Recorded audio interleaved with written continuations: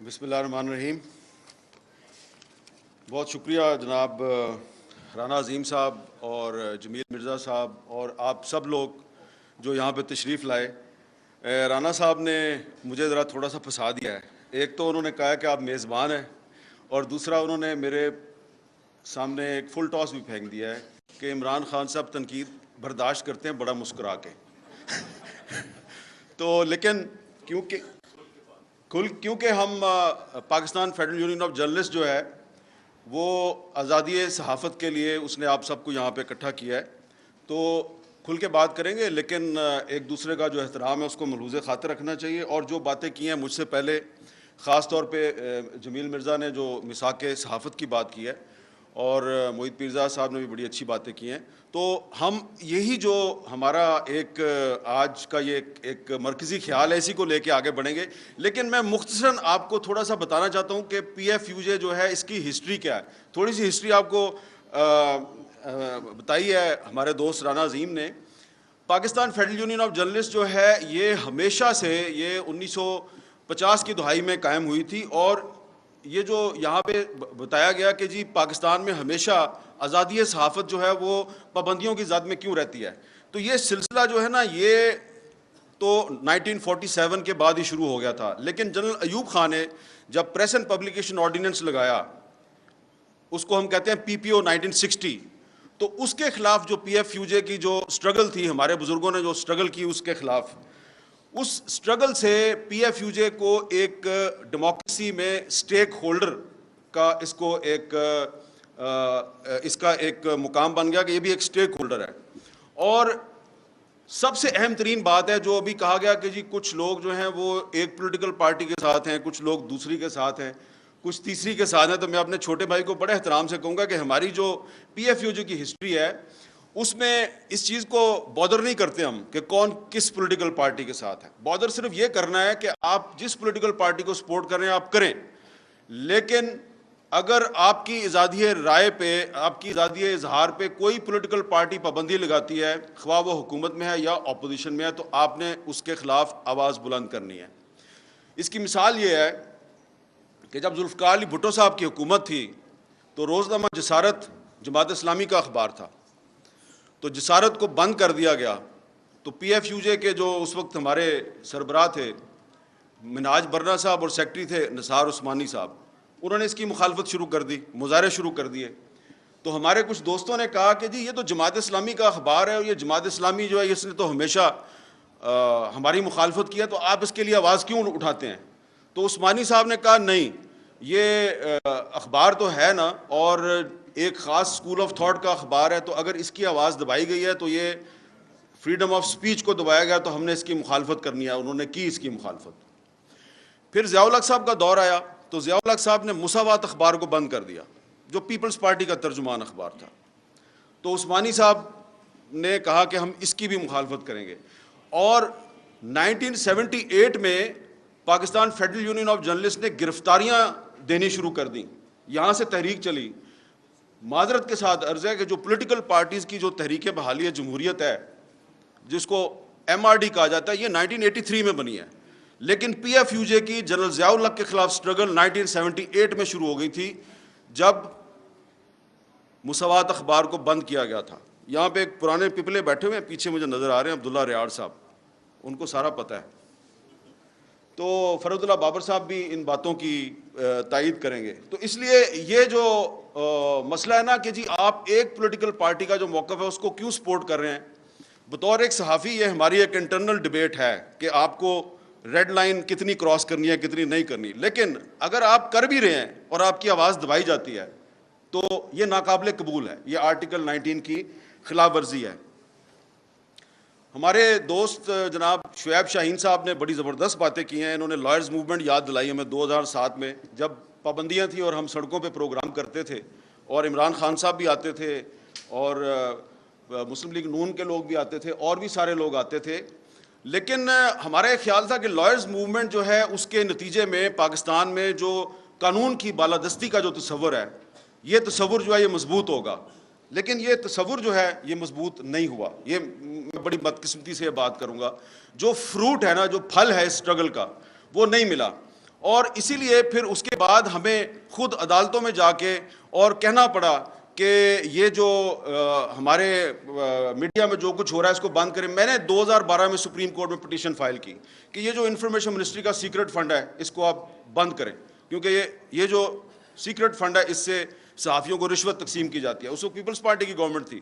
Unfortunately Peoples party کی government نے بڑی مخالفت کی ہماری, لیکن ہم نے کہا کہ یہ غلط بات ہے. اور اس کے بعد پھر بہت سے اور ایشوز تھے جس کے بعد ہم میں غداری کے الزامات لگنے شروع ہو گئے, حملے ہو گئے. تو آج آپ کو بھی غدار کہا جا رہا ہے, آپ کو بھی غداری کے مقدمات میں ملوث کرنے کی دھمکیاں دی جا رہی ہیں. تو ہم نے تو بھائی ہمیشہ سے یہ جو غدار کا ٹیگ لگانے والے لوگ ہیں اور غداری کے سرٹیفکیٹ تقسیم کرنے والے لوگ ہیں, ہم نے تو ان کی ہمیشہ سے مخالفت کی ہے. اب آپ بھی اس کی زد میں آ رہے ہیں تو ویلکم ٹو دا ٹریٹرز کلب, ہم آپ کو خوش آمدید کہتے ہیں غداروں کے کلب میں.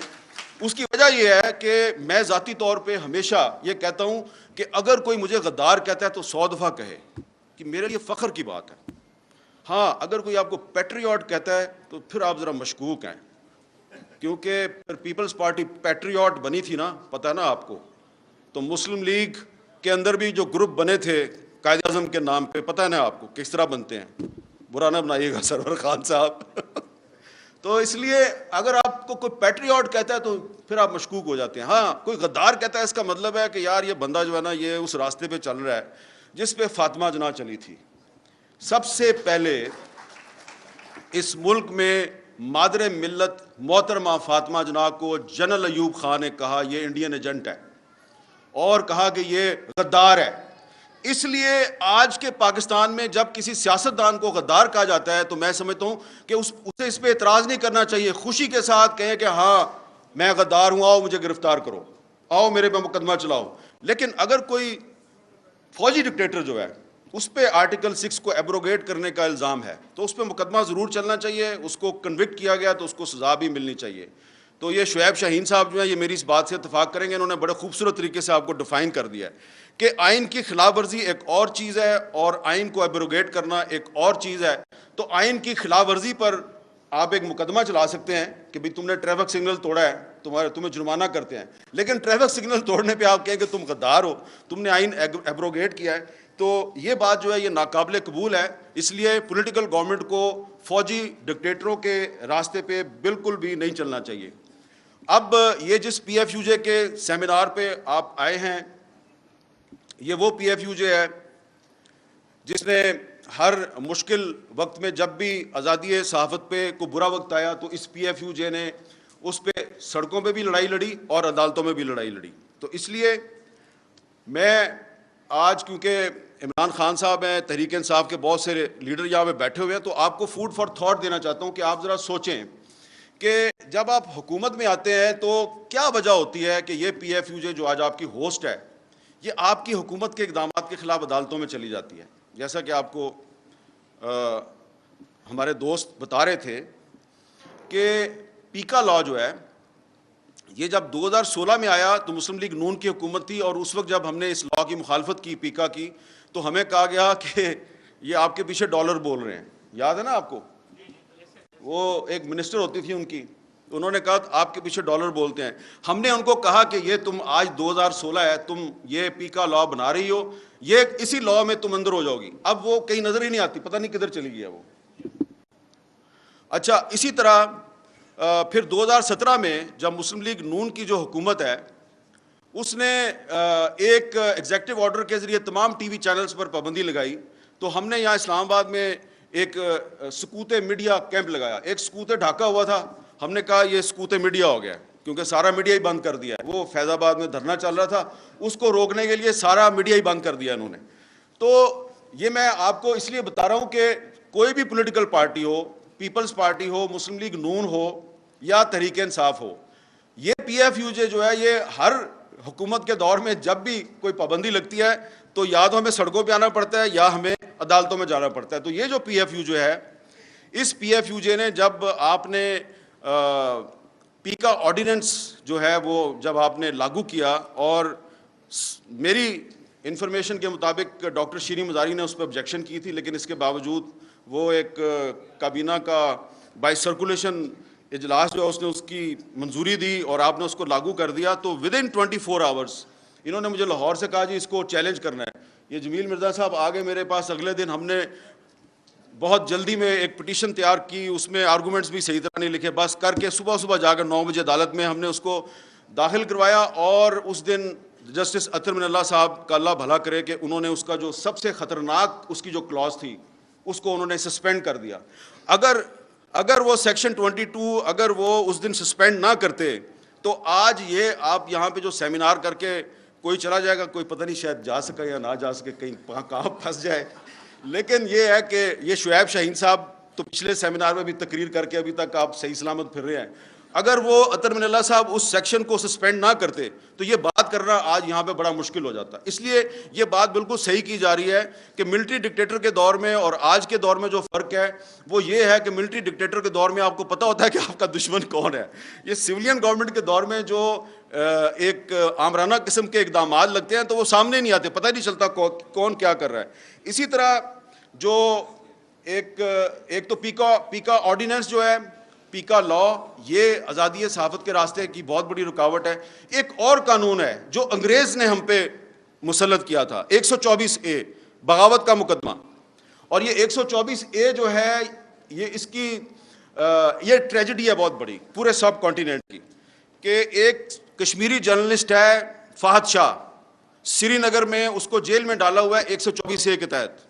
اس پہ 124A لگائی ہے انڈین گورنمنٹ نے, اور یہاں پاکستان کی گورنمنٹ جو ہے اس نے علی وزیر جو elected member of the national assembly ہے اس کو 124A لگا کے اس کو جیل میں رکھا ہوا ہے, اور اس کی سپریم کورٹ نے ضمانت کی ہے, اس کی سندھ ہائی کورٹ نے ضمانت کیا ہے, لیکن علی وزیر کو باہر نہیں آنے دیتے. اور جب 124A کو ختم کرنے کے لیے کوئی سینٹ میں کوئی بل موو ہوتا ہے تو خواہ کوئی بھی گورنمنٹ ہو وہ اس کو پاس نہیں ہونے دیتی, اس کی مخالفت کرتی ہے. پی ٹی آئی کے دور میں جب رضا ربانی نے 124A کو ختم کرنے کے لیے بل پیش کیا تو اس کو ریجیکٹ کر دیا گیا. تو اس لیے اگر آپ چاہتے ہیں کہ پاکستان میں جو بولنے کی آزادی ہے اس کو تحفظ ملے تو یہ آپ کو پیکا لا ختم کرنا ہوگا, آپ کو 124A ختم کرنا ہوگا, آپ کو آفیشیل سیکرٹ ایکٹ ختم کرنا ہوگا, اور آرٹیکل 19 جو ہے آرٹیکل 19 میں آپ کو امینڈمنٹ کرنی پڑے گی. آرٹیکل 19 میں امینڈمنٹ اس لیے کرنی پڑے گی کہ آرٹیکل 19 میں کچھ ایسی شرائط ہیں کہ آپ کی جو بولنے کی آزادی ہے اس پر پابندی ہے. مثلا اگر کوئی آدمی جو ہے یہاں پہ آ کے اس سٹیج پہ آ کے تھوڑی دیر بعد کوئی بھی میرے بعد آنے والا مقرر یہ کہتا ہے کہ پاکستان امریکہ کا غلام ہے اور پاکستان کو امریکہ کی غلامی نہیں کرنی چاہیے, آپ کو پتہ ہے یہ آرٹیکل 19 کی خلاف ورزی ہے. بہت سے لوگوں کو نہیں پتہ اس بات کا. یہ آرٹیکل 19 کی خلاف ورزی ہے کیونکہ آرٹیکل 19 میں انہوں نے ایک چھوٹے سے کچھ الفاظ شامل کیے ہوئے ہیں کہ آپ کسی دوست ملک کے خلاف بات نہیں کر سکتے. تو اب دوست ملک کون ہے بھائی, اس کی کیا ڈیفینیشن ہے؟ تو آپ نے اگر مجھے گرفتار کرنا ہے, ابھی میں کہہ دوں کہ امریکہ کی غلامی نامنظور, تو یہ آپ آرٹیکل 19 کے تحت مجھے گرفتار کر سکتے ہیں. تو جو میثاق صحافت ہے اس میں سب سے اہم چیز یہ ہونی چاہیے کہ یہ جو آرٹیکل 19 میں آپ نے کولونیل مائنڈ سیٹ کو انجیکٹ کیا ہوا ہے, اس کولونیل مائنڈ سیٹ کو آرٹیکل 19 میں سے نکالیں. یہ آپ کی میثاق صحافت کے لیے بہت ضروری ہے. اس پہ جو تمام پولیٹیکل پارٹیز ہیں ان کو رول پلے کرنا چاہیے. اپنے پولیٹیکل ایشوز پہ لڑائیاں ضرور کریں, لیکن یہ جو ایشوز ہیں اس پہ آپ کو ایک موقف رکھنا چاہیے. اور دوسری بات کہ جب پیپلز پارٹی کی گورنمنٹ تھی تو سلیم شہزاد کو اغوا کر کے قتل کر دیا گیا. ثاقب نثار صاحب کی سربراہی میں ایک کمیشن بنا. اس کمیشن کے سامنے میں نے بھی جا کے وٹنس کے طور پہ کچھ حقائق پیش کیے, اور بھی لوگ آئے. وہ بعد میں ثاقب نثار صاحب کہتے ہیں یار آپ لوگ جو ہے وہ مجھے مروانا چاہتے ہیں. میں نے کہا جی مروانا نہیں چاہتے, ہم چاہتے ہیں ہمیں انصاف دے دیں. ہمارا ساتھی جو ہے اس کو قتل کر دیا ہے اغوا کر کے. کو آپ کو پتہ ہے یہ تو بڑا مشکل ہے. پھر اس کے بعد جناب مسلم لیگ نون کی حکومت آ گئی, ان کے دور میں بھی یہی کام چلتا رہا. پھر پاکستان تحریک انصاف کی حکومت ہے, اس کے دور میں بھی یہی کام چلتا رہا. اب ادھر جب اسلام آباد میں اسد طور پہ گھر میں گھس کے اس پہ تشدد ہوتا تھا, یا مطیع اللہ جان کو اغوا کیا جاتا تھا, یا ابصار عالم کو گولی ماری جاتی تھی, ہم جب اس پہ احتجاج کرتے تھے تو ہمارے جو کچھ دوست ہیں حکومت کے وہ کہتے تھے یار وہ سندھ میں بھی تو عزیز میمن قتل ہو گیا, وہ وہاں پہ بھی تو اجے لالوانی قتل ہو گیا. ہم کہتے تھے ہم اس کی بھی مذمت کرتے ہیں, جو اسلام آباد میں ہو رہا ہے اس کی بھی مذمت کرتے ہیں. تو آپ کو سٹینڈ تو لیں, سٹینڈ کسی نے نہیں لیا. لیکن I must pay tribute and my salute to doctor Shireen Mazari. Ultimately تو وہ ڈاکٹر شیریں مزاری نے بھی یہ کریڈٹ خان صاحب کو دے دینا ہے, لیکن انہوں نے کچھ ایشوز پہ سٹینڈ لیا. خاص طور پہ جو جرنلسٹ پروٹیکشن بل تھا, وہ تمام یہ جو پی ٹی آئی کے دور حکومت کی خامیاں ہیں, اس دور میں میرے بھی بہت سے انٹرویو بند ہوئے, میں نے بھی بڑے مظاہرے کیے, بڑی تنقید کی. لیکن جس طریقے سے 2.5 سال لگا کے انہوں نے جرنلسٹ پروٹیکشن بل جو ہے اس کو منظور کروایا, اور کبھی کبھی میں سنتا ہوں کہ آج کل پی ٹی آئی والے کہتے ہیں بڑے راز ہیں ہم سامنے لے آئیں گے. بھائی ہمارے پاس بھی بڑے راز ہیں, ہم بھی سامنے لے آئیں گے اور بتائیں گے کہ ڈاکٹر شیریں مزاری جو ہے اس کو جرنلسٹ پروٹیکشن بل کی وجہ سے کہاں کہاں پہ کون کون اس کو طلب کرواتا تھا, اس کو پیشیاں بھگتنی پڑتی تھی, کون اس کو کیا دھمکیاں دیتا تھا. یہ بتا دوں گا نا میں, جس دن میں سیریس بات کر رہا ہوں اس دن آپ لوگوں کو لینے کے دینے پڑ جائیں گے. But I am not here to embarrass any one. میں آپ کو اس پہ شاباش دینا چاہتا ہوں کہ آپ نے وہ جرنلسٹ پروٹیکشن بل منظور کروایا. اتنی مشکل زگ زیگ میں سے نکل کے فروغ نسیم نے پوری کوشش کی کہ یہ بل منظور نہ ہو, لیکن پھر بھی وہ بل منظور ہو گیا, اور اس کا کریڈٹ جو ہے وہ مینلی ڈاکٹر شیریں مزاری کو جاتا ہے, اور پھر بعد میں آپ تحریک انصاف کو بھی اس کا کریڈٹ دے دیں. لیکن یہ بات میں اس لیے کر رہا ہوں, میری بات کا برا نہ بنائے, کہ جب فروغ نسیم صاحب اس بل کے خلاف سازشیں کر رہے تھے, اور انہوں نے جو مسنگ پرسنز کا بل تھا اس کے خلاف بھی سازشیں کی, تو کوئی روکنے والا نہیں تھا ان کو. یہ بڑا پرابلم ہے کہ آپ اس کو روک نہیں رہے تھے. اور مجھے پتا ہے کہ مجھے کہاں کہاں سے پریشر آتا تھا کہ یار یہ تم کیوں یہ شیریں مزاری کے بل کو لیے پھر رہے ہو. جب اس کو پی ایف یو جے نے سپورٹ کر دیا, اور اس کو human rights commission of Pakistan نے سپورٹ کر دیا, اور مجھے آئی اے رحمان مرحوم نے کہا, میں نے جب ان کو جا کے اس کا ڈرافٹ رکھا تو آئی اے رحمان صاحب نے کہا حامد یہ بل منظور ہو جائے گا. میں نے کہا سر ہو جائے گا. اس نے کہا اس کا مطلب ہے میری ساری زندگی کی جو سٹرگل ہے وہ کامیاب رہی. وہ بل منظور ہو گیا, لیکن پھر کیا ہوا کہ پھر اس میں ایک کمیشن بننا تھا کہ کسی صحافی پہ جب حملہ ہوتا ہے تو وہ کمیشن جو ہے اس نے انکوائری کرنی تھی, اور اس کمیشن میں ورکنگ جرنلسٹ کی تعداد زیادہ تھی. اب وہ کمیشن اگر وہ کمیشن آج ہوتا تو یہ جو بہت سے صحافی ہمارے سامنے بیٹھے ہیں جن پہ آج کل مقدمات درج ہو رہے ہیں اور ان کو ہراسمنٹ کا سامنا ہے, تو وہ کمیشن ان کی انکوائری کر رہا ہوتا. نہ وہ کمیشن بن سکا, نہ ہی اس کمیشن کا سربراہ جو ہے اس کی تقرری ہو سکی. لہٰذا یہ جو میثاق صحافت ہے اس میں ایک چیز یہ بھی شامل ہونی چاہیے کہ جو پچھلے دور میں جو جرنلسٹ پروٹیکشن بل بنایا گیا تھا, اس جرنلسٹ پروٹیکشن بل میں جو کمیشن ہے اس کو کمیشن کی تشکیل مکمل کی جائے, اس کا چیئرمین لایا جائے. کیونکہ اگر وہ کمیشن نہیں بنے گا تو اس کا مطلب ہے کہ جرنلسٹ پروٹیکشن بل جو ہے وہ صرف ایک ڈاکومنٹ ہے اور اس کی کوئی پریکٹیکل حیثیت نہیں ہے. وہ بل جو ہے وہ ضرور بننا چاہیے, اور اگر وہ بل نہیں بنتا تو اس کا مطلب ہے کہ پھر یہ جو اس وقت حکومت ہے یہ آزادی صحافت جو ہے اس میں اتنی سنسیئر نہیں ہے جتنے کے دعوے کیے جا رہے ہیں.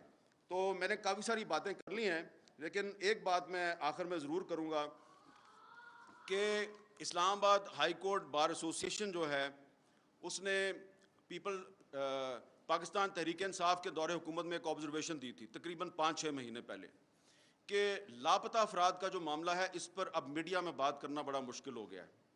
وہ تو تھا تحریک انصاف کا دور حکومت, اب شہباز شریف صاحب کا دور حکومت ہے. اب انہوں نے ایک کمیٹی بھی بنا دی ہے, لیکن ابھی بھی ایسا لگ رہا ہے کہ لاپتہ افراد پہ بات کرنا کافی مشکل ہے. اور آپ لوگ اپنے جلسوں میں اپنی تقریروں میں ہر ایشو کو چھیڑتے ہیں. مجھے لگتا ہے کہ آپ سوائے شیریں مزاری کے آپ لوگ اس ایشو کو اوائڈ کرتے ہیں. میں یہ نہیں چاہتا کہ شعیب شاہین کی طرح ڈائریکٹ آپ کو میں کہوں کہ پہ جاؤ, میں بالکل یہ نہیں کہوں گا کہ پہ جاؤ, لیکن یہ ایک ایشو ہے. اگر آپ پاکستان میں آئین اور قانون کی بالادستی چاہتے ہیں تو یہ جو انفورسڈ ڈس اپیرنسز کا مسئلہ ہے, لاپتہ افراد کا مسئلہ ہے, اس پر آپ کو سٹینڈ لینا پڑے گا. اور اس کا براہ راست تعلق جو ہے وہ آزادی اظہار کے ساتھ ہے, کیونکہ ہمارے بہت سے صحافی ساتھی جو ہیں ان کو اغوا کیا جاتا ہے, اٹھا لیا جاتا ہے صرف اسی چکر میں کہ آپ جو ہے ریڈ لائن کراس کرتے ہیں, اور پولیٹیکل ورکر جو ہے اس کو تو اٹھا کے غائب بھی کر دیا جاتا ہے. ہمارے کچھ ساتھی جو ہیں وہ جا کے پھر واپس آتے ہیں اور پھر وہ چپ ہو جاتے ہیں.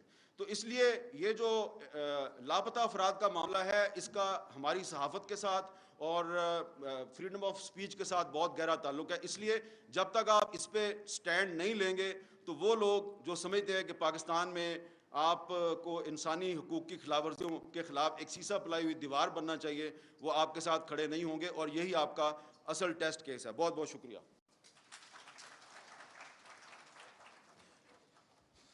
بہت شکریہ جی میر صاحب.